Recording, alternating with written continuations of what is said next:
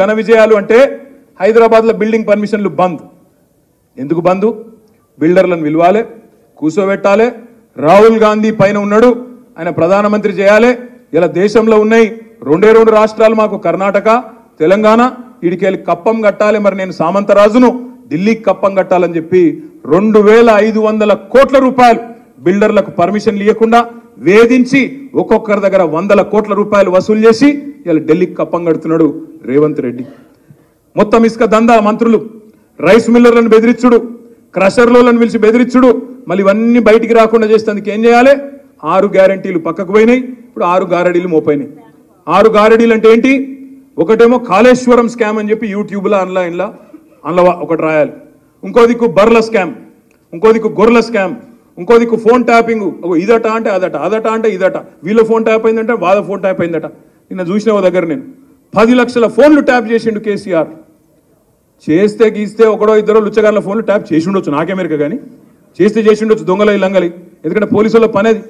కానీ దానికి ఏదో పెద్ద అంతర్జాతీయ కుంభకోణం ఏందో జరిగిపోయింది, ఏమో అయిపోయింది. ఎందుకు ఇవన్నీ డ్రామాలు? ఎందుకంటే ప్రజల మనసు అటెన్షన్ డైవర్ట్ చేయాలి. దేని మీదకెళ్ళి డైవర్ట్ చేయాలి? రైతు బంధు ఇస్తలేదన్న దాని మీదకెళ్ళి డైవర్ట్ చేయాలి, మహిళలకు 2500 వస్తలేదన్న దాని మీదకెళ్ళి డైవర్ట్ చేయాలి, పెద్ద మనుషులకు 4000 పెన్షన్ వస్తలేదన్న దాని మీదకెళ్ళి అటెన్షన్ డైవర్ట్ చేయాలి. దేని మీదకి తిప్పాలి దీన్నంతా? ఏదో జరిగిపోయిందట, కుంభకోణమట, లంబకోణమట. అరే రేవంత్ రెడ్డి గారు, ముఖ్యమంత్రిగా నువ్వే ఉన్నావు, చేతనైతే దమ్ముంటే ఈ లీకులు బంద్ చేసి చర్యలు తీసుకునేది ఉంటే తీసుకో, మేము వద్దంటలేం. కానీ ఈ పనికి మాలిన డ్రామాలు ఆపు. అప్పట్లో నాగార్జునదో సినిమా వచ్చిండే, అందులో పాట ఉంటుంది గ్రీకు వీరుడు అని. ఈయననేమో లీకు వీరుడు రేవంత్ రెడ్డి. ఎందుకంటే నాకు ముఖ్యమంత్రి పదవి నడపత్తలేదు, ఏం చేస్తుండ్రు? రోజొక్క లీకు, అదేదో స్కామ్ అయింది, ఇదేదో స్కామ్ అయింది. డైరెక్ట్గా చెప్పారు, అదరపోయి నాకు అర్థం కాదు, సీదా చెప్పు, ఇది తప్పు అయింది, వీని పట్టుకున్నాం అని లోపలేసినామని చెప్పు.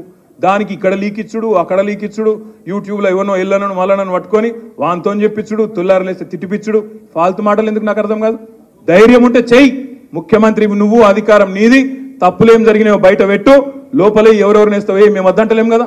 అది ఏమి చేయకుండా రైతు రుణమాఫీ అడుగుతారేమో, ఈ బలగొడతారేమో. అందుకే నిన్న మా హరీష్ రావు గారు మంచి స్టేట్మెంట్ ఇచ్చిండు. మీరు కూడా దయచేసి మేడ్చల్లో చెప్పాలా, రైతులకు చెప్పాలా.